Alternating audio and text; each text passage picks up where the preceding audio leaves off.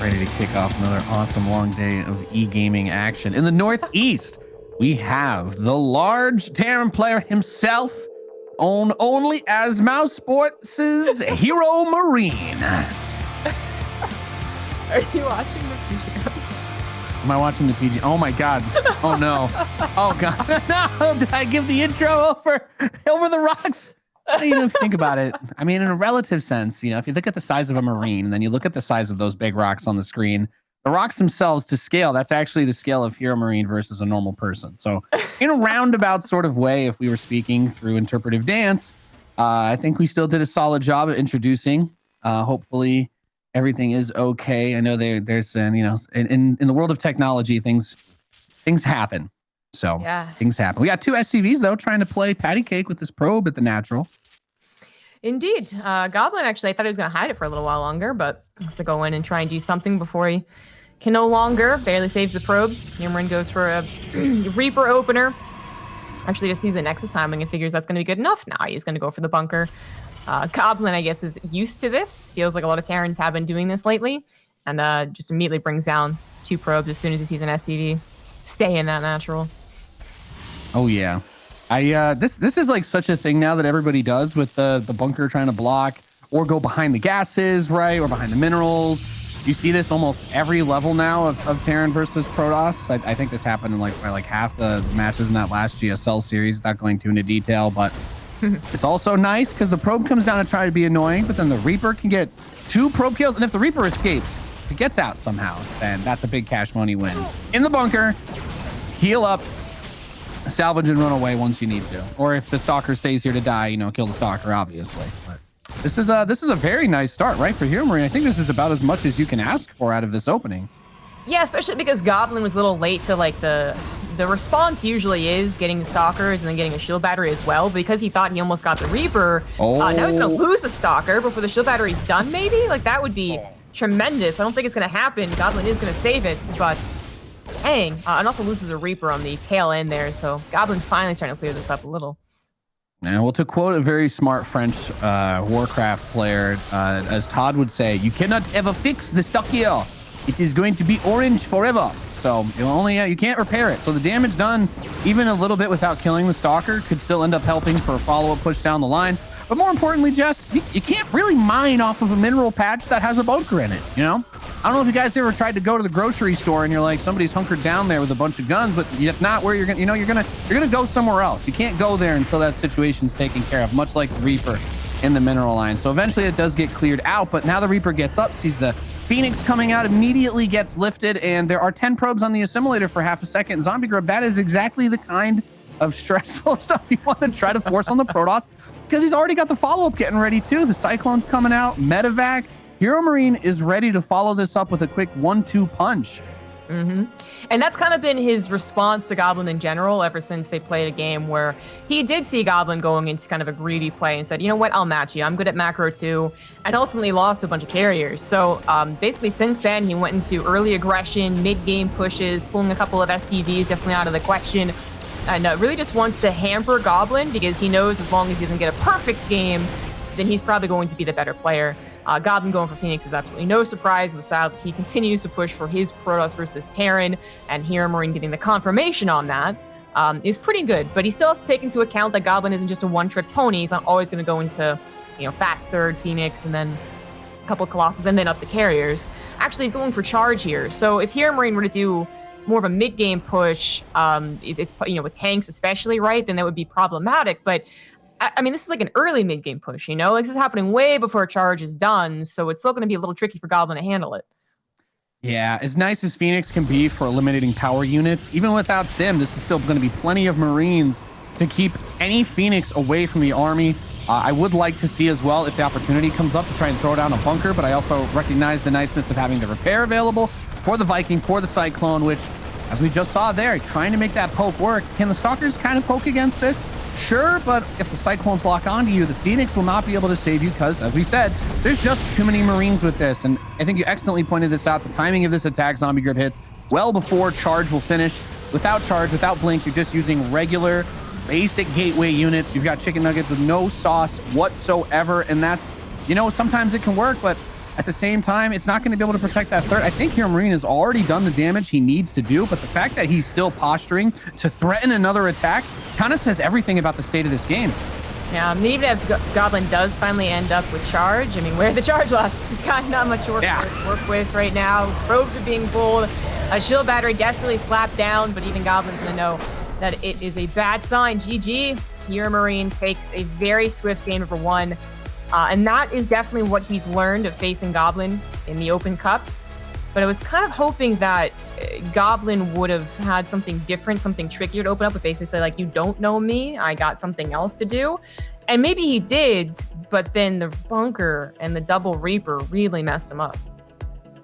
Yeah, just the ability to slow down the Protoss economy like that has a huge impact because, you know, a lot of the interactions in this matchup are kind of revolve around that. Protoss gets that Nexus up a little bit earlier. You get the probes, you hold off the Reaper, but even prior to the bunker phase, right? As you pointed out, the response was so late. The Reaper got to kill 2 probes before the bunker was even done. And then at that point, you're just kind of stuck in this awkward situation where you're making a little bit less money than you're supposed to, but you're also having to build the most expensive unit you can build at the start of the game, which is that Stalker, while you're heading into Stargate, which isn't bad, but Stargate is not the type of thing that usually gives you value when you take economic damage early on, right? You don't have like a bulwark like an Immortal that you can just get and be safe while you try to rebuild your probes and get that charge. All you have are Phoenix, which, well, they die to Marines and Vikings because, you know, Marines. Yes. And I'm not really sure how. I don't think there's really much that Goblin could have done outside of course, significantly delay his third.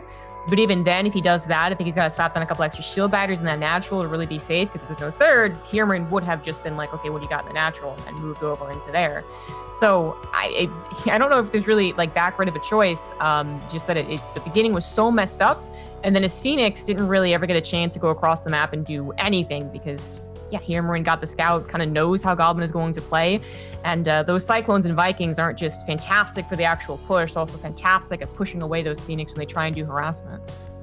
Yeah, no, it's just a really well executed build by HeRoMaRinE. I think at the end of the day, the early damage coupled with the lack of like a strong tech path for Goblin, just a bit of unfortunate luck to throw in there as well. Honestly, just really well chosen because a lot of Terran players will still do the follow-up with either a couple Hellions or doing mine drops, which Phoenix are going to be really good against, but that's just another benefit of the heads-up play with the early Reapers. Seeing that Stargate, you know, okay, this maybe isn't the Hellion Widow mine game.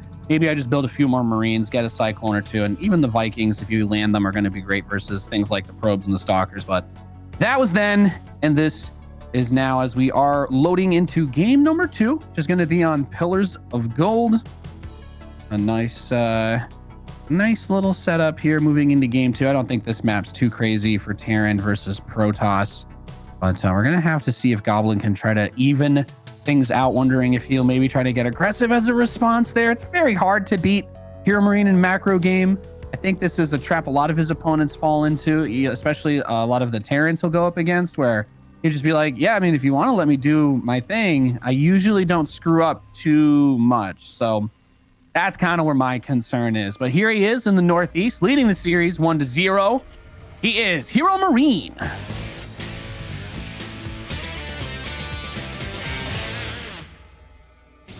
In the bottom left, as the blue Protoss for Team Rotty, he is Goblin.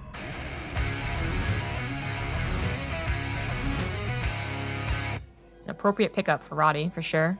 Goblin likes his Phoenix openers and doesn't usually stray away from them. He can change it up as far as we saw, Phoenix in the charge, although we didn't really get to see charge. You can go into Phoenix Colossus, and I'm sure against other players, he even has a couple of like only Stargate builds to really trip them up. But, you know, as much as Goblin tried, and I kind of forgot about this, but he tried to stop that bunker. And I feel like when it didn't stop, when the Reaper instead just got the kills and the bunker got up, I don't know. I feel like already by then you're like, you know, you're kind of depressed. You don't like where this game is going, even if maybe it is something that's recoverable. But I think it's also, you know, because he thought he could take care of it, there wasn't that fast of a response, faster than you would, slower actually than you'd usually see. So once again, with the probe harassment into the escape, and then we'll see if HeRoMaRinE also goes for the bunker again. Could be a deja vu here. Yeah, you know, the thing about pro StarCraft is that every decision that we see, every tiny thing these guys do is the result of like a million things that have already happened to them that we don't really have usually all the information on, but the Goblin's response to that, maybe he's just a player that usually doesn't lose to it, or he's used to Terrans committing a little bit less. Maybe he thought there would only be one Reaper and not the second one that would come in with that build in that particular situation. So it's kind of, you know, it's kind of easy to just say, it's like, oh, well, he clearly underestimated it. But at the same time, he's probably been in tons of situations where he like pulled probes, chronoed out the second Stalker, and then died because it was just like one Marine instead of any Reapers, right? Or something weird like that. And it was just kind of meant as like just some bait while he went 3 command centers or what have you. But we can definitively say that since there has not been a bunker placed in the match roll, and we haven't seen a couple of probes get killed at the start of this game by a Reaper, that things are looking a little bit better for Goblin as he denies the SCV that's also building the natural command center. So this is definitely a great scout too, because he gets to go up the ramp and see, hey, reactor on the factory. I should be thinking about Hellions, potentially Widow Mines. A lot of the Terrans these days are doing Hellions into mine drops and kind of trying to do a little bit of a wham bam type opening. Especially with armories. So these are all things you have to be really tuned in on, because if you make one mistake with any of these, like 2 Hellions will kill probe line with no problem, especially if you forget a shield battery. But Widow Mines will do the same thing just as fast. Yep, absolutely. It's a real concern right now for, I think, a lot of the races. Terran and Zerg seem to both be, or sorry, Protoss and Zerg are both dealing with a lot of Widow Mine drops. And I do believe that's what HeRoMaRiNE's thinking, you know, attack in the Hellions in the natural and do something in the main. The thing is that while the Stargate sounds like a really fantastic option against this, it can kind of nip it in the bud, hopefully find the medevac and kill it before the Widow Mines even try to burrow. They can also lift the Widow Mine before it burrows, right, and just take the shot out of the equation. That all sounds great. I think HeRoMaRiNE knows that he's probably going to find at least one avenue. He's going to find one successful drop, or the Hellions will find some success, because there's only so many units the Goblin is going to have. Although this isn't a fantastic start, already trailing the medevac is kind of the ideal for Goblin, as long as he doesn't lose his Phoenix. And then he knows about the Hellions. And Zombie Girl, the most important thing about what you just mentioned there too is if he can delay this, we know the armory is about to finish. So the worst case scenario as a Protoss going Stargate is that you only have Phoenix, you don't have Oracles, or even if you do get one Oracle, a Terran is able to get these armoried Widow Mines spread out amongst the base. No. He's supply blocked right now. He's got a pylon in production, but that Stargate was actually turned off until these probes started to die. And it's actually a Phoenix that he's still building. Okay, he finally cancels it and starts an Oracle, but I was about to say, there's no steady detection. There's no cannons, there's no observers, there's no, co-op Oracles that have permanent detection. You're just kind of stuck right now, waiting for the Oracle to scan multiple different locations. And it really doesn't get much worse than that. HeRoMaRiNE recognizing this, I think the biggest thing you want to do is try to get just a little bit of space between those mines if you can. But otherwise, this has already been a devastating opener. Both mines fire again in the main. If he had target fired, he would have gotten even more. But this is a brutal way to begin map number 2 for Goblin. Right. That lack of detection is going to be a bummer. I mean, the Oracle's a little better in the situation. It costs less energy. It's on a cooldown. But, that's... The fact that the medevac got in the main without anything, even trying to target at it was just, I guess, didn't expect it to come at that time, even though he knew the medevac had gone somewhere. Unfortunately for HeRoMaRiNE, these Widow Mines actually haven't gotten as much as they could have, right? It was 4, 2, 3, I think. So, I mean, that's for their positioning, especially the first one. I really thought that was going to be 6 probes in one and 5 in the other, right?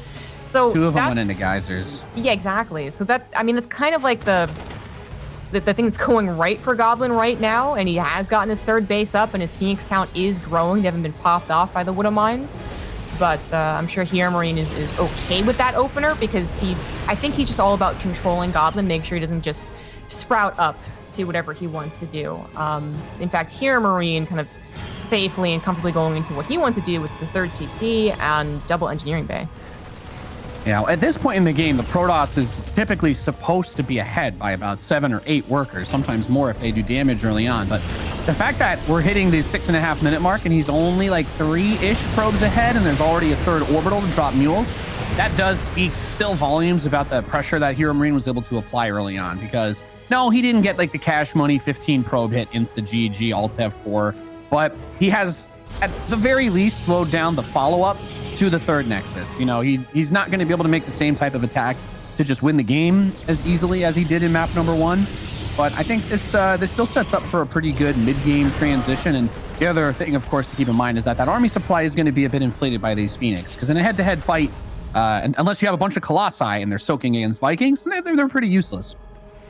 I do wonder how HeRoMaRiNE's going to play out the next couple of minutes, basically, with him in combat and his combat shields and his upgrades finishing. Like, that's the time you usually go. But when someone is going into Phoenix charge, you really got to be careful with how you engage and if you engage. Because if you engage and you decide, oh no, I'm not winning this, you're not going to escape. The Phoenix is going to chase everything down. And it's kind of also a build that, like, it does have its best features at this point. You're going to have a lot of these charge lots that don't have upgrades, but their numbers might be better. You're going to have these Phoenix that can actually still help out before there's a gajillion Marines and Widow Mines. So yeah. I don't know if HeRoMaRiNE's going to take it. He's actually going to be really chill here, or maybe just kind of push but not really commit. But Goblin is going to have a point where he's going to have a ton of Zealots, and he could win it, and then it's going to fall off, and he's going to be like, oh, I don't have any upgrades, I don't have any splash, and he's not going to look great after that. And the thing that, God, that is a disgusting number of Zealots. I was about to do my speech about why 1-1 in the late +1 armor is going to hurt, but he hits the stasis trap. Okay, well, this is actually best case scenario for Goblin. Not only does he get to stasis half the Marines, but he's got 22 Zealots somehow. Just an absurd number. And that with the Phoenix, he's like, yes, you want to try to kite the Zealots, but he was able to get some good hits off on at least lifting up with the siege tank. I like that he comes back. He's going to kill this bio right as it unfreezes. Okay, well, that, I'm not gonna lie, I feel like I'm watching like Rotterdam like do like some sort of weird meme stream challenge where he's like, donate $10 and I'll only build Zealots. And this is what we get. This is what we get. He's got 22 Zealots. With the number of Phoenix he has to deal with the medevacs and lift up any of the Marauders. I don't know. I guess Goblin has the potential to just unseat the third right here. Just an insanely chonker of an army. SCV's on hold position to mess with the Zealots. Melee AI is also pretty cute though. What an awkward engagement we're watching, Zombie Grove. This is one of those situations where HeRoMaRiNE's like, he's got to be thinking to himself, is he really just building Zealots? Is that it? Is he just gonna kill me with 40 Zealots, just ram down my throat? By the way, unupgraded Zealots. They're like in 30 seconds you're gonna get +1. Zealots. But it was against 1-1 bio, and HeRoMaRiNE had to respect that. I mean, even without the stasis trap, which was very, very good, but even without it, I still think that HeRoMaRiNE was gonna be more the position to escape because he had actually lost track of Goblin's army. I was kind of surprised. So no matter what, he's running away, and when you run away from this composition, you just lose out on a couple of units here and there. But of course, Charge Lot's not doing so hot when it comes to Sim City. Maybe he can hold on again with a clever SCV. Oh my god, a stasis trap hit the army? When the hell did that happen? Well, now we're back to half the army.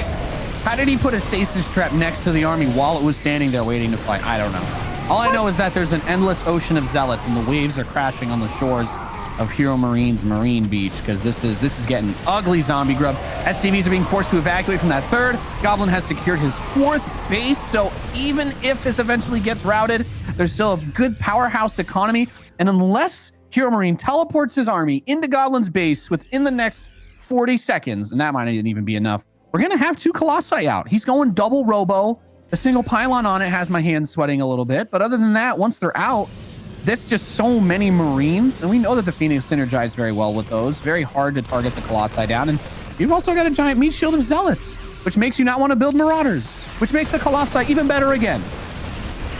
It's very tricky if they can successfully get to the Colossus. If they're losing fight to Widow Mines and upgraded bio before then, though, the Colossus could be left alone. But looks like as Goblin actually rushes forward, well, hopefully his Colossus get involved with the fight, actually. The Zealots are going down here, but it still is going to be too much for the Protoss on this side of the map. HeRoMaRiNE is forced to disengage. But again, like, how much can you really disengage from this composition? HeRoMaRiNE, I don't think he's going to tap out, but momentum has been completely stopped for our Terran.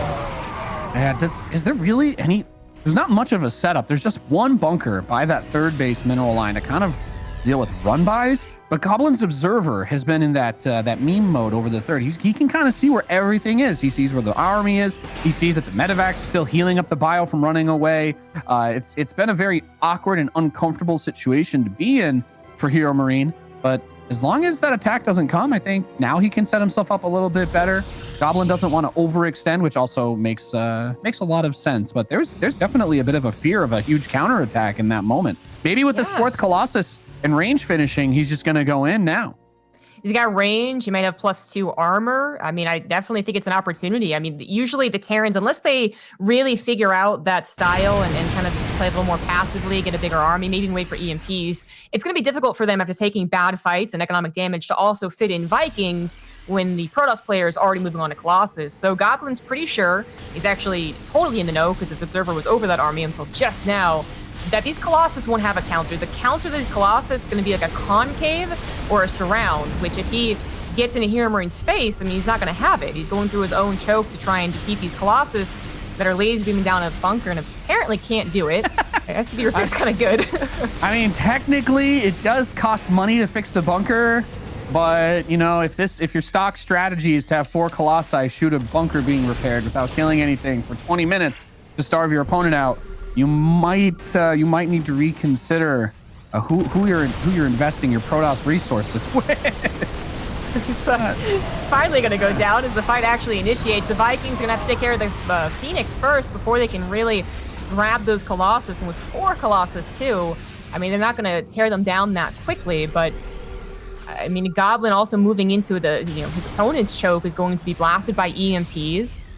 He knows that the Viking count's going to grow pretty quickly now that HeRoMaRiNE is actually able to afford double starports and the production on that. And while it looked a little bit grim, it definitely looked like Goblin, I mean, I think he did make all the right moves. They weren't so right that he just wins the game off of this. You know, HeRoMaRiNE does get to play out the rest of the game, but he's up against a Protoss on 5 bases. Well, he's still only on 3. I mean, I'm almost surprised I don't see an SCD pull. Oh, he is pulling SCDs. Yeah, he's bringing the boys out, as they say in the K-pops, bringing the boys out. And there's a couple of choke points here, so I'm gonna scratch my head maybe just a little bit. Okay, never mind, no force fields. EMPs, the sentries, don't have to worry about that anymore. The disruptors could still get some big shots off on this army, though. The stalkers make me nervous because there's no blink either, zombie grub. So those Vikings are going to be a little bit harder to take down with this army. One good disruptor hit, though, takes out a good number of the Vikings. There's still 2 Colossi left as the second one gets knocked down. Shield battery overcharged with 2 others backing it up. Actually really going to help to keep this army alive. And I think the most important thing to keep in mind during all of this is what you just said, Jess, that there are 5 bases for Goblin. Hasn't completely situated the 5th base yet, but even just having that 4 versus 3 with the amount of damage that HeRoMaRiNE has taken in this game, it's not like HeRoMaRiNE's running on a rich boy economy. Mind you, he also brought a lot of his SCVs to the front for this battle. He's not really done anything to Goblin too much yet. Being able to reinforce a lot of that standing ground army. The Colossus not quite reinforced yet, but the 3rd one is on the way. Disruptors are getting their shots back as well, and while there hasn't been any amazing hits so far, that could definitely change the course of the game. Honestly, though, I think Goblin just has enough, and he can always go back to shield batteries. He could actually even lose a base and probably still play this out. HeRoMaRiNE's SCD pull certainly wasn't a bad idea. It's been a little bit desperate, but no, it's not going to work. GG. Well done. Goblin ties the series 1 apiece. And, that's got to be one of those things you tune in. I look at the chat during this game. People are like, what the hell is going on here?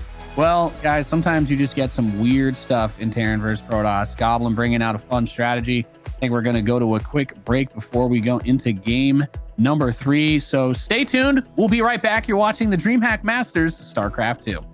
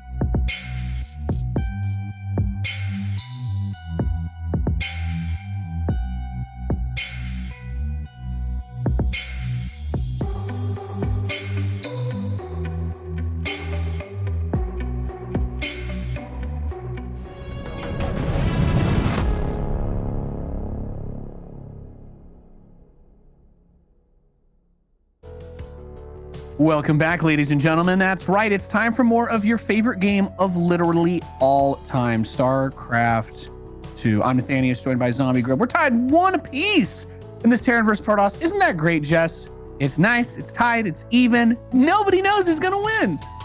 It's great for my predictions. That's what it's great for. Very happy about this. I'm also very happy for Goblin that he got to show what he can do. I was actually a little surprised that HeRoMaRinE played that out the way he did, but I feel like what happened was basically that stasis trap and that second stasis trap as well. It just came out of flipping nowhere. But the stasis trap, I think maybe HeRoMaRinE is actually aware that it was Charge Out Phoenix. He's played against that style enough times by now, even though it's kind of a style that's coming back into the meta in some ways.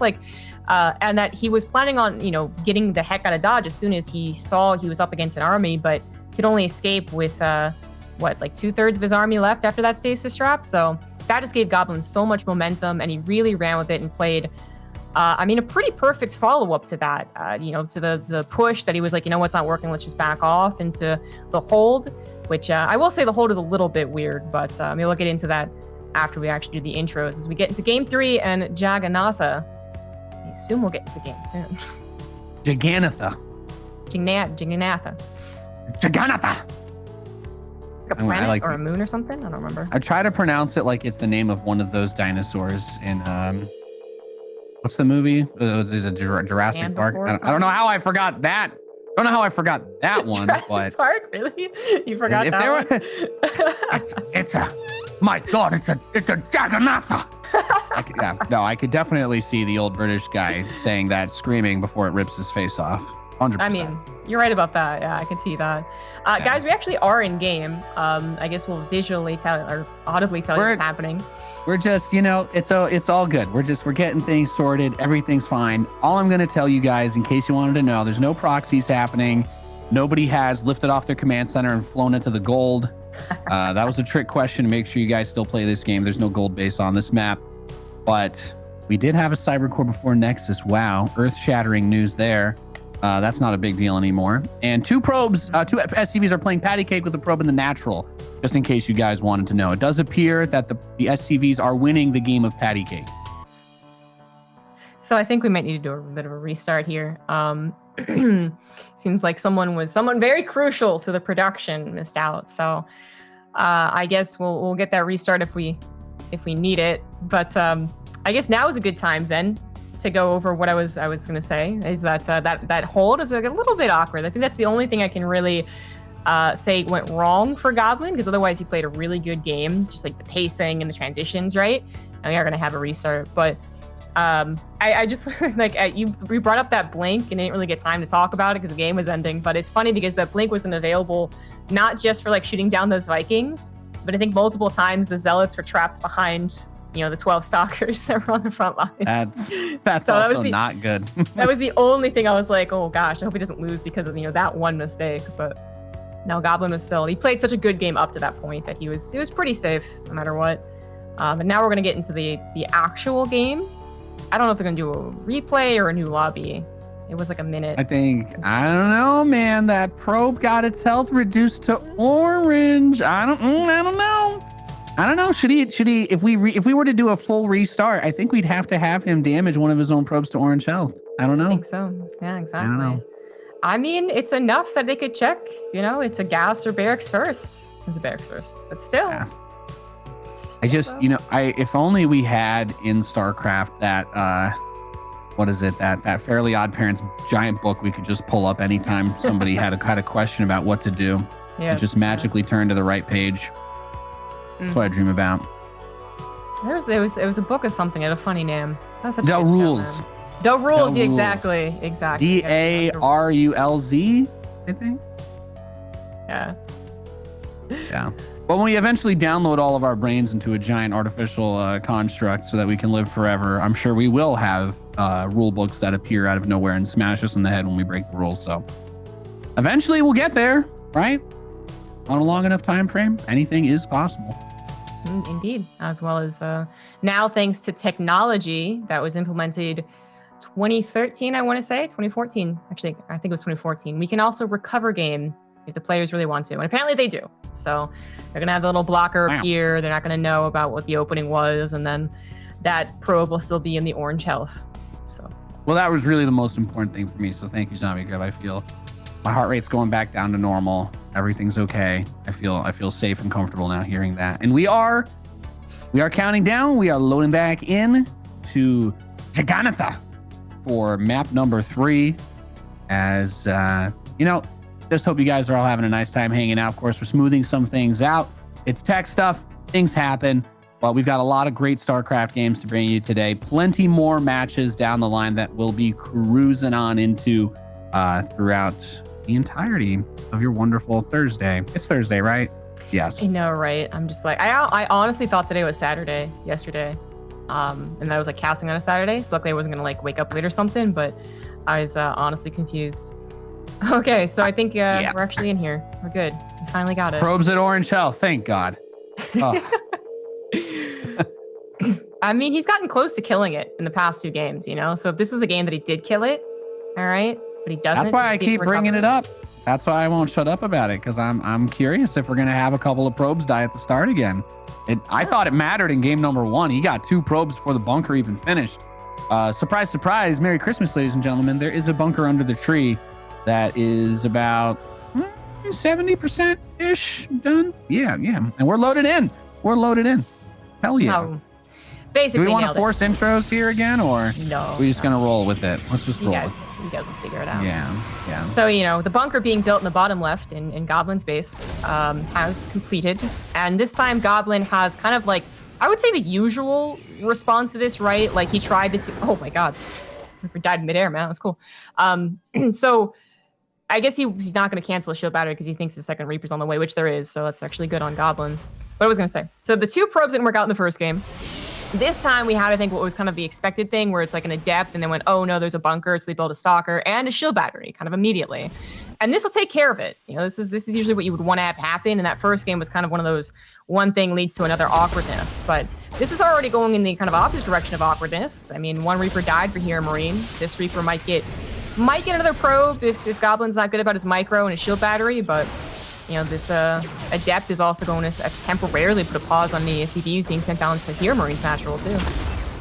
Yeah, I get that it's not really likely, since the battery still had half of its health, to kill anything here, but I was surprised by a slight lack of target fire on a probe. I assumed the Reaper could have reached the northern mineral patch probes to at least try to push them away for a moment, but at the end of the day, it kind of feels like a wash. The probe count is still pretty good relative to the SCV count. He didn't really do damage there. The Adept on its own did not really do any damage, didn't delay the command center like last game, which I think is something that always has a pretty big impact, since Terran hits a supply block that command center usually saves you from. But I kind of like that, though, because this means that we should be going into the most possible even footing for this map, whether that's still, Phoenix into match charge lot.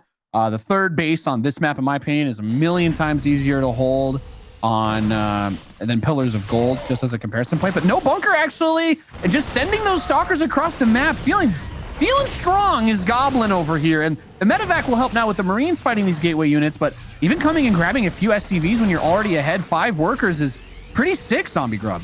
Yeah, absolutely. Goblin made the right choice there. He saw with the Adept in the last 2 games, actually, that there was no bunker. And then this game, he was like, well, I just took care of that about as easily as possible. The Cyclone actually gets destroyed by the 2 Phoenix. And Goblin, I mean, I gotta imagine this is what he wanted from that first game.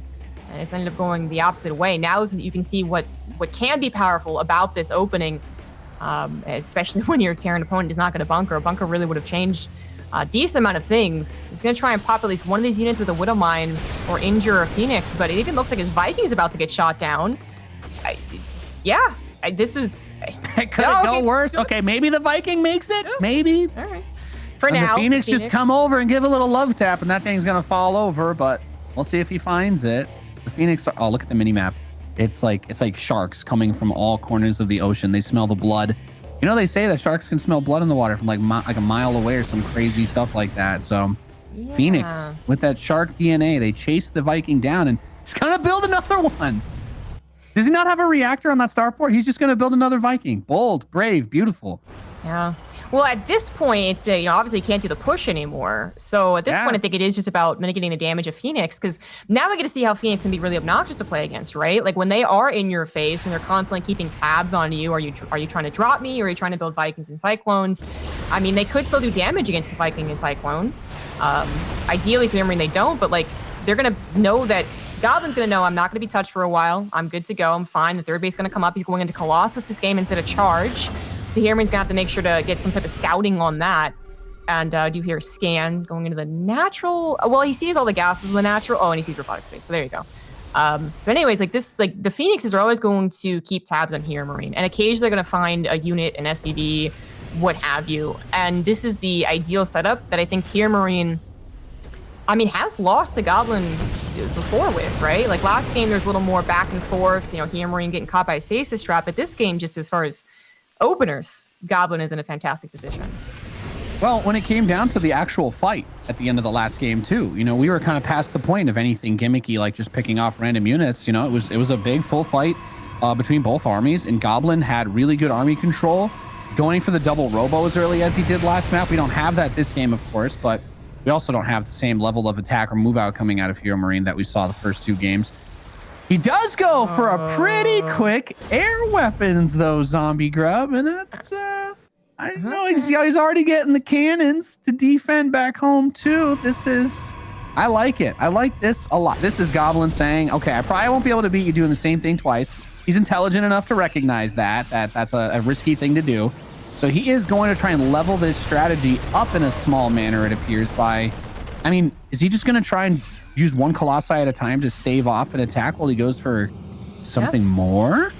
Yeah, so if this is playing out like there was two games, I believe, where this played out this way, right? And the first one that happened, HeRoMaRinE is like, oh, you're doing that? I'm going to also match your macro and just go for mass Vikings, which unfortunately didn't quite work. Just like the pacing was a little off. He didn't quite have enough in the first engagement, didn't quite win. And then you're thinking, oh, well, he's laying bases and that must be good enough. And then 12 carriers actually still killed HeRoMaRinE.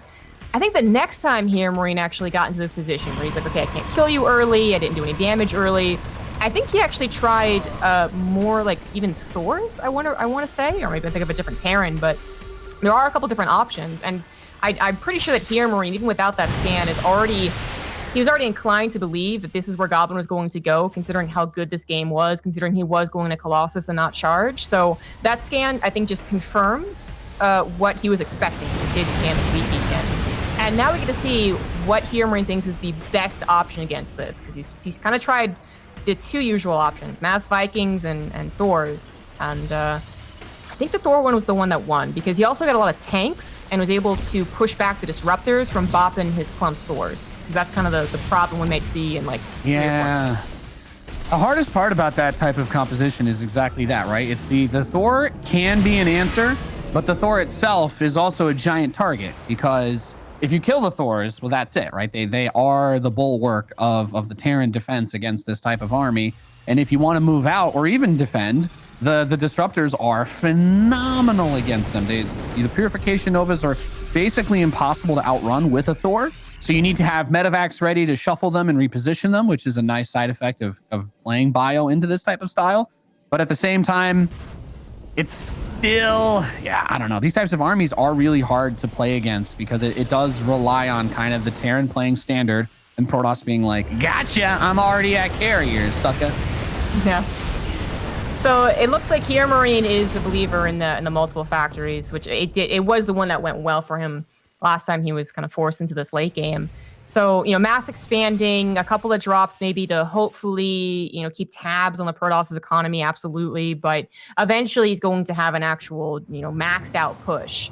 And the dynamic is going to be the Thors, which are going to get double upgrades, really like the additional armory that came down for HeRoMaRinE, trying to tackle the carriers, and then the disruptors trying to tackle the Thors, but then also keeping out of range of the increasing number of tanks. It almost honestly turns into like more of a mech army than a bio army.